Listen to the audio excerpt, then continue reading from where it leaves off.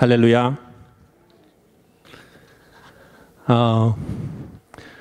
오늘 성도님들과 함께 나눌 내용은 계시록 9장 1절에서 5절 내용입니다. 비교적 짧은 내용이니 같이 함께 읽어보도록 하겠습니다. 이 일 후에 내가 들으니 하늘에 허다한 무리의 큰 음성 같은 것이 있어 이르되 할렐루야, 구원과 영광과 능력이 우리 하나님께 있도다. 그의 심판은 참되고 의로운지라. 음행으로 땅을 더럽게 한 큰 음녀를 심판하사 자기 종들의 피를 그 음녀의 손에 갚으셨도다 하고, 두 번째로 할렐루야 하니 그 연기가 세세토록 올라가더라.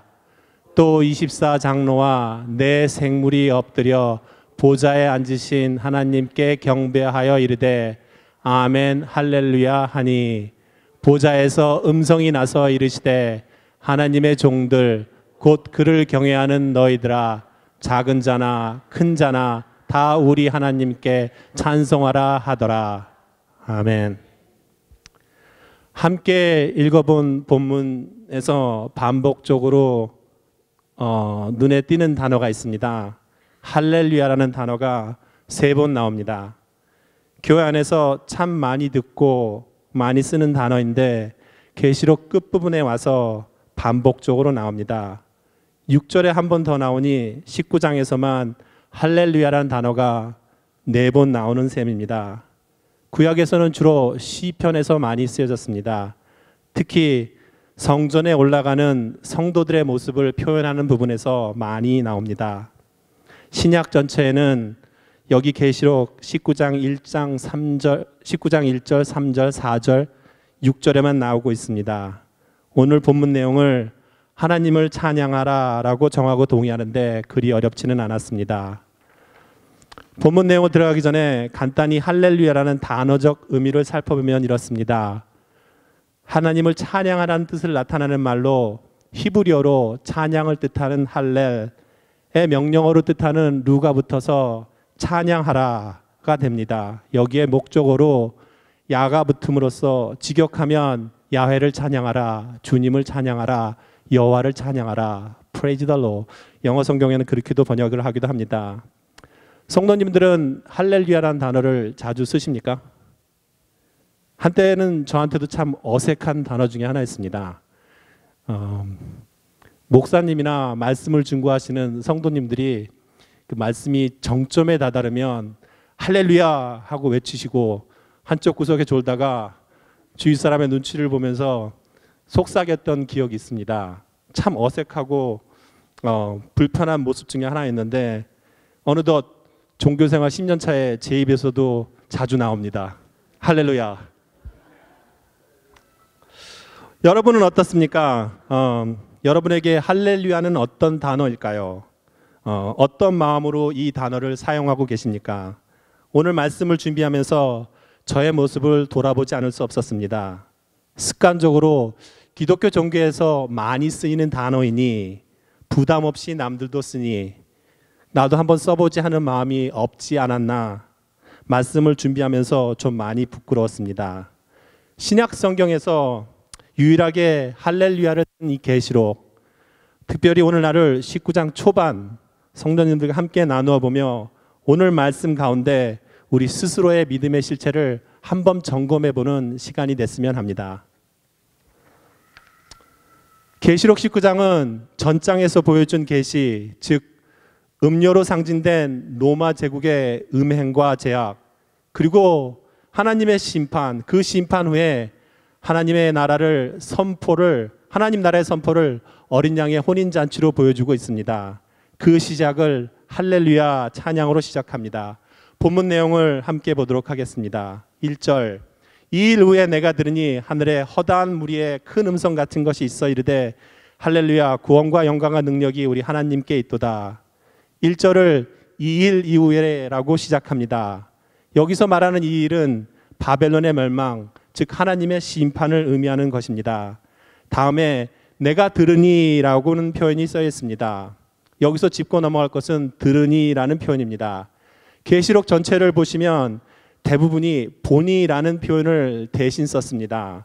그 쓴 구절을 몇 구절 찾아보면 1장 1절에 예수는 그리스도 계시라 이는 하나님이 그에게 주사 반드시 속히 일어날 일들을 그 종들에게 보이시려고 1장 7절에는 볼지어다 또 그가 보겠고 볼 것이요 17장 3절에는 곧 성령으로 나를 데리고 광야를 가니 내가 보니 21장 10절에도 성령으로 나를 데리고 크고 높은 산으로 올라가 하나님께로부터 하늘에서 내려오는 거룩한 성 예루살렘을 보이니 이렇게 대부분의 성경 구절에서 계시록에서는 본이라는 표현을 썼는데 대조적으로 이 19장 1절에 들으니라는 표현을 썼습니다. 그런데 19장 1절 말고 한 군데 더 나옴을 알 수 있습니다. 1장 10절에 한 번 더 나오는데 같이 한번 읽어볼까요? 1장 1절 같이 한번 읽어보겠습니다. 주의 날에 내가 성령에 감동되어 내 뒤에는 나는 나팔 소리 같은 큰 음성을 들으니 계시록 1장 초반부를 할 때 한번 나누었던 내용인데 여기서 큰 음성은 7교회에 주시는 메시지였습니다. 즉 19장 6절 이후부터 펼쳐질 어린 양의 혼인잔치, 영원한 하나님 나라의 선포, 즉 교회의 완성을 암시하는 그런 내용으로 시작합니다. 그 다음을 보면 하늘의 허다한 무리의 큰 음성 같은 것이란 표현이 나옵니다. 한번 상상을 해봤습니다. 어떤 음성일까? 제 상상력에서 나올 수 있는 한계가 있긴 하겠지만 마치 꼭 월드컵 결승전에서 경기 종료를 앞두고 결승골이 터져 나왔을 때 그 스테디움에 꽉 메운 관중들이 큰 함성을 치고 또 집에서 TV를 보고 있던 시청자들이 큰 음성을 치고 그 음성들이 모아서 하늘에 울려 퍼지는, 물론 그거보다는 더 크겠지만 뭐 그런 상황이 아닐까 상상해 보았습니다. 그 환호가 다음과 같이 동시에 울려 퍼집니다. 할렐루야, 구원과 영광과 능력이 우리 하나님께 있도다. 구원의 완성은 성도들의 찬양이라는 것입니다. 구원은 우리에게 있습니다. 천사는 구원이 없습니다. 천사는 타락하면 사탄이 되지만 우리는 구원의 은혜가 있습니다. 성경 전체에서 분명히 증거하고 있는 것처럼 구원은 그냥 또 주어지는 것은 아닙니다. 구원의 은혜는 반드시 희생을 동반하고 있습니다. 계시록 전장에서 자세히 묘사되어 있는 것처럼 제국의 압제와 핍박과 탄압에 굴하지 않고 진정한 통치자는 하나님밖에 없음을 고백하며 기꺼이 고난의 길을 거둔 자들만이 구원의 은혜를 찬양할 수 있는 것입니다. 피 흘림 없이는 죄사함도 없는 것임을 하나님께서는 분명히 말씀하고 계십니다. 보여지는 박해와 탄압이 없는 현 세상에서 본질을 볼 수 있고 그것을 위해 현상의 화려함에 장님 아닌 장님이 되는 것은 어쩌면 더 큰 고난의 길이 아닐까 생각합니다. 2절로 들어가면 그의 심판은 참되고 의로운지라 음행으로 땅을 더럽게 한 큰 음녀를 심판하사 자기 종들의 피를 그 음녀의 손에 갚으셨다. 시작하자마자 그의 심판은 참되고 의로우신지라 하십니다. 즉 심판이 의롭다 전제하시고 이유를 두 가지로 적고 있습니다. 첫 번째는 큰 음녀를 심판했다는 이유입니다. 음행으로 땅을 더럽게 한 이에 대한 심판입니다. 두 번째 이유는 자기 종들의 피를 갚으셨다라고 적고 있습니다. 이사야서 61장 2절에도 비슷한 표현이 나옵니다. 여호와의 은혜의 해와 우리 하나님의 보복의 날을 선포하여 모든 슬픈 자를 위로하되. 여기서 좀 섬뜩했습니다. 보복, 피를 갚다. 좀 심하지 않나? 이런 생각도 들었습니다. 그래도 하나님께서 창조하신 피조물들인데 성도들은 자기네들이 하늘에 있다고 세상이 망하는 걸 보고 서슬퍼런 보복의 칼날을 찬양할 수 있나? 좀 그런 생각이 들었습니다. 하지만 여기서 우리가 꼭 기억해야 될 것이 있습니다. 심판에 관한 이야기입니다. 이학권 성도님께서 레위기 16장 속죄일과 초막절을 주일 선교를 통해서 증거하시면서 놓쳐서는 안 될 부분이라고 강조하셨던 부분입니다. 기억하시는 것처럼 초막절은 속죄일을 지나야만 올 수 있다고 증거하셨습니다. 속죄일 기억하시죠? 하나님의 심판, 하나님이 이 세상의 죄를 정결케 하신 의로우신 심판이 있은 후 그것이 영원히 완성된 후에야 하나님의 나라의 잔치가 열리는 것이고 어린 양의 혼인잔치가 온다는 사실입니다. 죄와 거짓은 반드시 그 결과를 만납니다. 심판은 반드시 오는 것이고 그것에 대한 책임은 나에게 있다는 사실입니다. 우리에게 매 순간 선택의 자유를 주시고 내가 그것을 몸으로 알고 순종하는 것이야말로 가장 큰 축복이 아닐까 합니다. 외람된 말이 될지 모르겠지만 100일 순례 과정을 통해서 성도님들과 그것을 함께 하면서 내가 느낀 변화 중에 하나는 내가 하는 말을 내가 듣기 시작했다는 겁니다. 내 행동을, 내 반응을, 그리고 마음을 아주 조금은 떨어져서 볼 수 있는 용기가 생겼습니다. 나를 정당화하기 바빠서 내가 무슨 말을 하고 있는지, 무슨 행동을 하는지, 왜 이런 반응을 하는지조차도 알지 못한 채 살아온 것 같습니다. 아니, 모르는 게 아니고 직면할 용기가 없었던 거지요. 내가 나를 보기 시작하면서 또 한 가지 만나는 그 무엇인가가 있습니다. 내가 보고 있는 나의 모습, 나의 말, 나의 반응과 함께 있는 그 무엇, 선택의 갈림길에서 속삭이듯이 들려오는 그런 말들. 경철아 이쪽이야.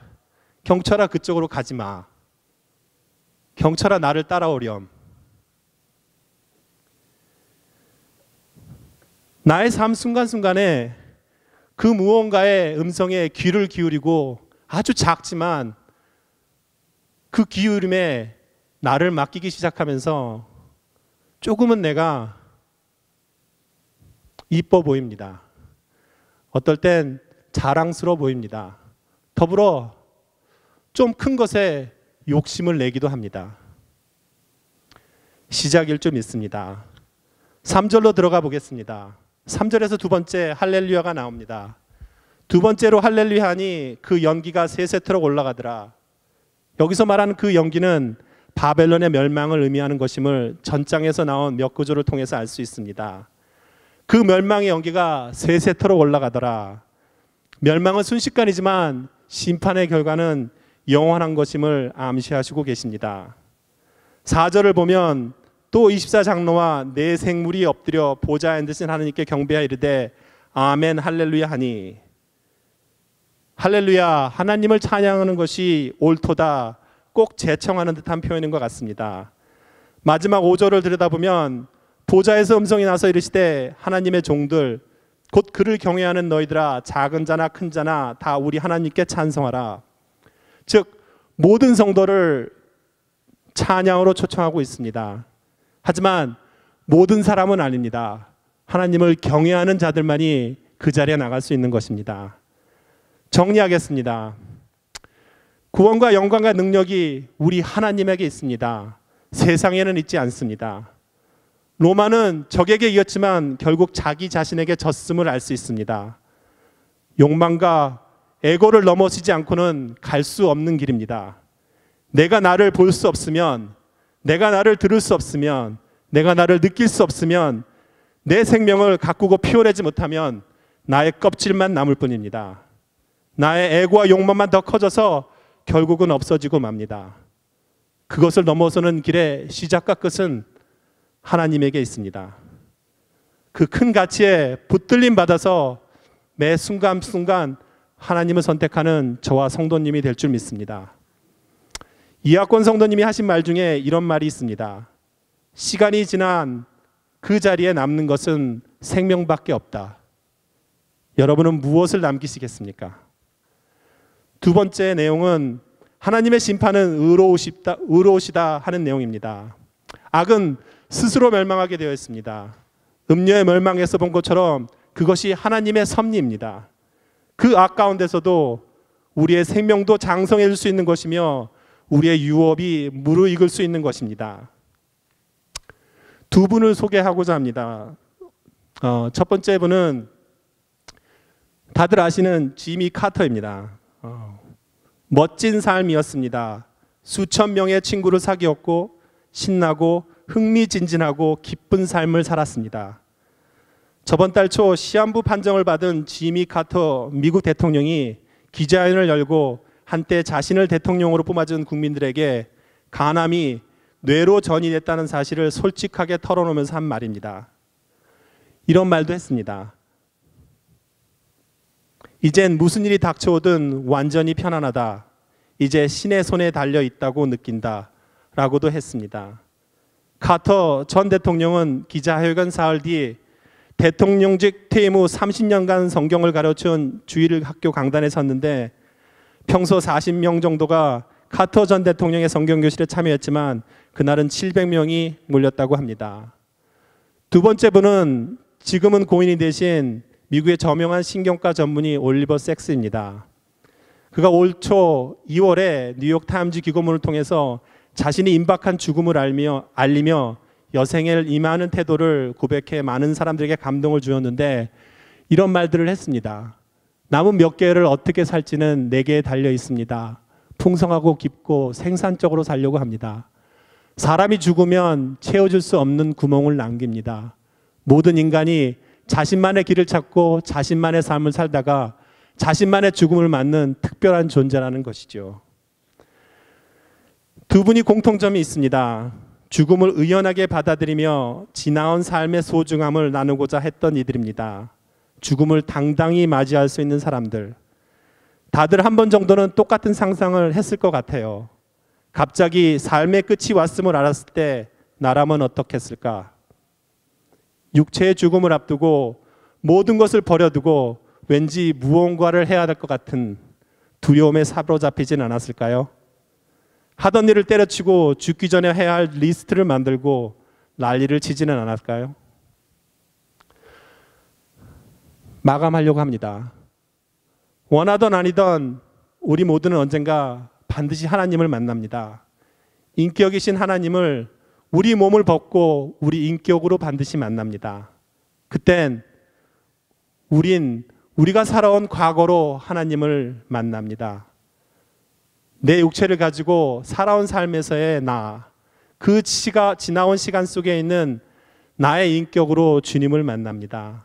당연한 소리 같지만 아무리 우리가 원한다 해도 우리가 지나온 날들을 돌아가서 바꿀 수는 없는 것입니다. 내가 살아온 시간, 그 시간 속에 피어난 생명으로 하나님을 만나는 것입니다. 만일 어제 내가 아닌 거짓밖에 없다면 그것으로 주님을 만나는 것입니다. 심판의 단위에 그 모습으로 서는 것입니다. 나는 진정 하나님을 만나는 순간에 기쁨으로 목소리를 높여가며 할렐루야 할 수 있을까 하는 자문을 하지 않을 수 없습니다. 주님은 지금 이 순간에도 그래서 우리에게 돌아오라 말씀하십니다. 끊임없이 순간순간 만들어지는 나의 과거는 나의 모습입니다. 내가 책임져야 할 나입니다. 시작하면서 드렸던 질문을 다시 드립니다. 성도님들은 어떤 생각과 마음으로 할렐루야를 외치십니까? 종교의식과 행위가 아닌 하나님의 모든 세계와 그 섭리를 사모하고 진정 나를 누리는 기쁨 가운데 외치는 할렐루야. 주님은 그 할렐루야를 기뻐 받으실 줄 믿습니다.